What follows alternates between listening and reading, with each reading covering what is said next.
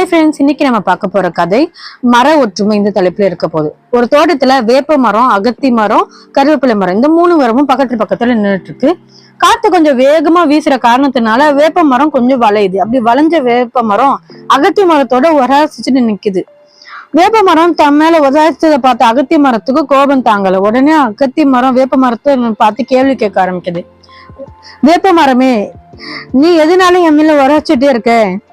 நீ என் மேல வராசுறது எனக்கு ரொம்பவும் வெறுப்பை ஏற்படுத்துது. இந்த தோட்டத்திலேயே நீதான் குப்பை மரமா இருக்கிற.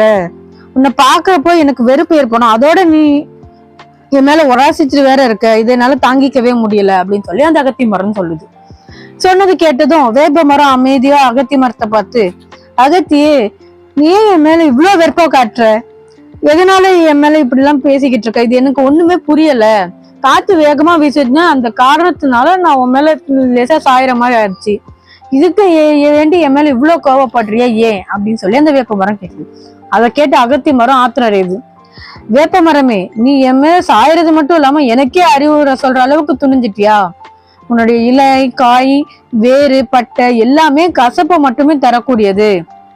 உன் கசப்பை பேச்சு இனிப்பை மட்டும் எப்படி தர முடியும் அப்படிங்கிற மாதிரி சொல்லி ஏளனமா சிரிக்க ஆரம்பிக்குது அந்த அகத்திய மரம். அகத்தியே, உன்னுடைய கீரை கசப்பு சுவை உடையதுதான். உன் கீரை, தண்டு, வேறு, பட்டை இது எல்லாமுமே என்ன இனிப்பாவா இருக்கு அப்படின்னு சொல்லி வேப்ப மரம் பதிலுக்கு கேக்குது. வேப்பமே, நான் கசப்பு சுவையோட தான் வாழ்றேன், அதை நான் ஒத்துக்கிறேன். ஆனா உன்ன மாதிரி அதிக கசப்பு சுவையை நான் தரதில்லை. நியாயமான அளவிலான கசப்பை மட்டும்தான் நான் கொடுத்துக்கிட்டு இருக்கேன் அப்படின்னு சொல்லி அகத்திய மரம் சொல்லுது. அப்புறம் என்ன, நீயும் கசப்பு நானும் கசப்பு, நம்ம 2 பேரும் வேற வேற சுவையோட கூடிய மரங்கள் கூட இல்லை. பின் எதுக்காக நான் உன் மேல உராசுனா உனக்கு அவ்வளவு ஆத்திரம் வருது அப்படின்னு சொல்லி வேப்ப மரம் கேக்குது. வேப்பமே, உனக்கும் எனக்கும் ஒரு தகுதி இடைவேளை இருக்கு, அதை நீ உணராம பேசிக்கிட்டு இருக்க அப்படின்னு சொல்லி அகத்திய மரம் சொல்லுது. அது என்ன தகுதி அப்படின்னு சொல்லி வேப்ப மரம் கேக்குது. வேப்பமே, வேலி ஓரத்துல வெளியே உள்ள கண்ட இடத்துலயும் உன்னையும் உன்னோட இனத்தார்களையும் நம்மளால பார்க்க முடியும். ஆனா நானும் தோட்டத்துக்குள்ள மட்டுமே நிக்கிறேன். நான் என்னைக்குமே என்னோட இனத்தவர்கள் நீ எங்க பார்த்தாலும் அவங்க தோட்டத்துக்குள்ளதான் இருப்பாங்க. இந்த ஒன்னை விட உனக்கு வேற என்ன பெரிய வித்தியாசம் தேவை? இதுல இருந்து தெரியுது நான் உன்னை விட உயர்ந்தவன் அப்படின்னு சொல்லிட்டு அகத்திய மரம் சொல்லுது.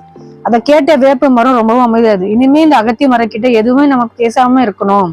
இது எது பேசினாலும் ஏதாவது ஒரு விளக்கத்தை கூடி தன்னை விட உயர்ந்தவங்க இந்த உலகத்துல யாரும் இல்லை அப்படிங்கிற மாதிரி சொல்லதான் போகுது அப்படின்னு சொல்லிட்டு அமைதியாயிருச்சு.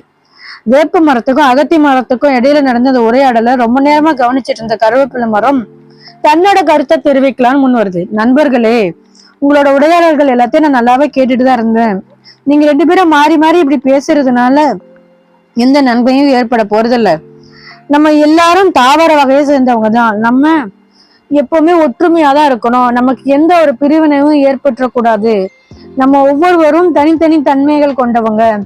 அதனால அது நம்ம நல்லா உணர்ந்து ஒற்றுமையா நம்மளோட நிலைமை குலையாம வாழணும் அப்படின்னு சொல்லி வேப்ப மரம் தன்னோட கருத்தை சொல்லுது. வேப்ப மரத்துக்குள்ள கருவேப்பிலை மரம் சொல்லுது. அதை கேட்ட வேப்ப மரம் ரொம்பவும் அமைதியா கேட்டுக்குது. அகத்திய மரமும் அதுக்கப்புறம் தன்னோட அதிகார பேச்சை கைவிட்டுருது. இதோட கருத்து என்னன்னா, பேதமை இல்லாம ஒற்றுமையோட வாழ்றதுதான் தனிச்சிறப்பை கொடுக்கும் அப்படிங்கிறது. இதோட இந்த கதை முடிஞ்சது. நன்றி.